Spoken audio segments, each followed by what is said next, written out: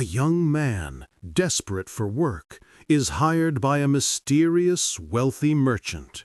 But the job is on a remote island, atop a mountain made of solid gold, and it comes with a terrible price. Hello, and welcome to MagicSurprise F.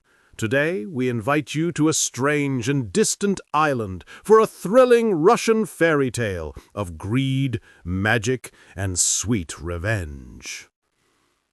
Story: The Golden Mountain.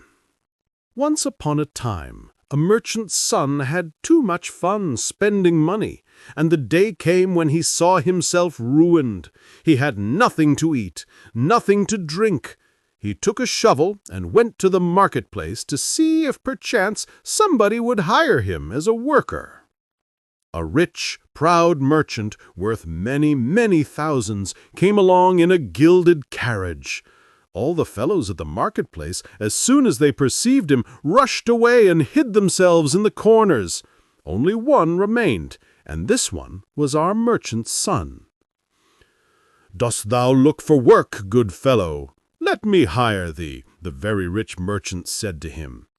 "So be it. That's what I came here for." "And thy price?" 100 rubles a day will be sufficient for me." "Why so much?" "If too much, go and look for someone else. Plenty of people were around, and when they saw you coming, all of them rushed away." "All right. Tomorrow come to the landing place." The next day, early in the morning, our merchant's son arrived at the landing. The very rich merchant was already there waiting. They boarded a ship and went to sea. For quite a long time they journeyed, and finally they perceived an island. Upon that island there were high mountains, and near the shore something seemed to be in flames. "Yonder is something like fire," said the merchant's son. "No, it is my golden palace." They landed, came ashore, and look there! The rich merchant's wife is hastening to meet him, and along with her their young daughter, a lovely girl, prettier than you could think or even dream of. The family met. They greeted one another and went to the palace, and along with them went their new workmen. They sat around the oak table and ate and drank and were cheerful. "One day does not count," the rich merchant said. "Let us have a good time and leave work for tomorrow." The young workman was a fine, brave fellow, handsome and stately, and the merchant's lovely daughter liked him well. She left the room and made him a sign to follow her. Then she gave him a touchstone and a flint. "Take it," she said. "When thou art in need, it will be useful." The next day, the very rich merchant, with his hired workmen, went to the high golden mountain. The young fellow saw at once that there was no use trying to climb or even to crawl up. "Well," said the merchant, "let us have a drink for courage." And he gave the fellow some drowsy drink. The fellow drank and fell asleep. The rich merchant took out a sharp knife, killed a wretched horse, cut it open, put the fellow inside the horse, and sewed the horse's skin together, and himself sat down in the bushes. Sewn inside a dead horse and left for the crows! What is the rich merchant's terrible plan? Before the iron-beaked crows arrive, we have a small request. If you're captivated by this thrilling tale, please subscribe to MagicSurprise F. Your support helps us share more epic adventures. Now, let's see what happens on top of the Golden Mountain. All at once, crows came flying, black crows with iron beaks. They took hold of the carcass, lifted it up to the top of the high mountain, and began to pick at the merchant's son. The crows soon ate up the horse, and were about to begin on the merchant's son when he awoke, pushed away the crows, looked around, and asked out loud, "Where am I?" The rich merchant below answered, "On the Golden Mountain. take the shovel and dig for gold." And the young man dug and dug, and all the gold he dug he threw down, and the rich merchant loaded it upon the carts. "Enough!" finally shouted the master. "Thanks for your help. Farewell." "And I? How shall I get down?" "As thou pleasest. There have already perished 99 of such fellows as thou. With thee the count will be rounded, and thou wilt be the 100th. The proud rich merchant was off. "What shall I do?" thought the poor merchant's son. "Impossible to go down, but to stay here means death, a cruel death from hunger." And our fellow stood upon the mountain, while above the black crows were circling, the black crows with iron beaks, as if feeling already the prey.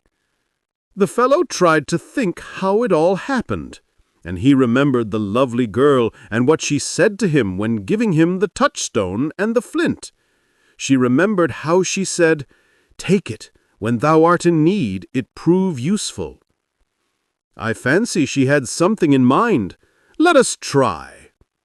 The poor merchant's son took out stone and flint, struck it once, and lo, 2 brave fellows were standing before him. "What is your wish? What is your commands?" said they.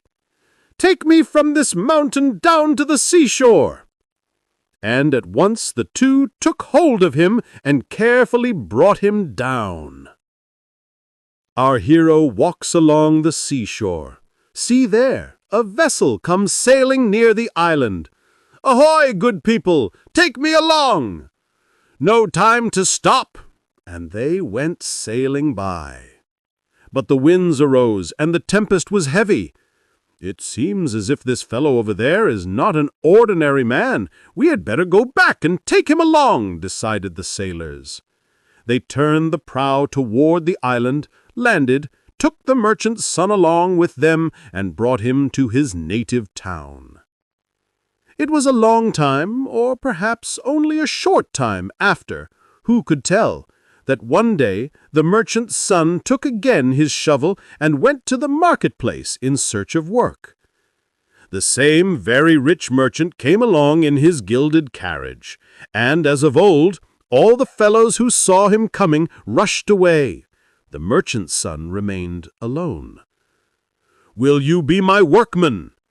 "I will, at 200 rubles a day. If so, let us to work." "A rather expensive fellow." "If too expensive, go to others. Get a cheap man. There were plenty of people, but when thou didst appear, thou see thyself, not one is left." "Well, all right. Come tomorrow to the landing place." They met at the landing place, boarded a ship, and sailed toward the island. The first day they spent rather gaily, and on the second, master and workman went to work. When they reached the Golden Mountain, the rich, proud merchant treated his hired man a tumbler. "Before all, have a drink." "Wait, master, you are the head. You must drink first. Let me treat you this time." The young man had already prepared some of the drowsy stuff, and he quickly mixed it with the wine and presented it to the master. The proud merchant drank and fell sound asleep. Our merchant's son killed a miserable old horse, cut it open, pushed his master and the shovel inside, sewed it all up, and hid himself in the bushes.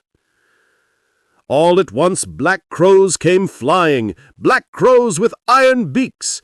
They promptly lifted up the horse with the sleeping merchant inside, bore it to the top of the mountain, and began to pick the bones of their prey. When the merchant awoke, he looked here and there and looked everywhere.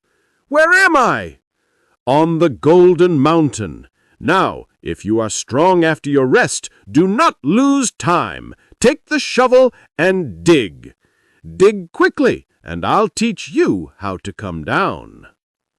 The proud merchant had to obey, and dug and dug. 12 big carts were loaded. "Enough!" shouted the merchant's son. Thank you, and farewell. And I, and thou mayest do as you wishest.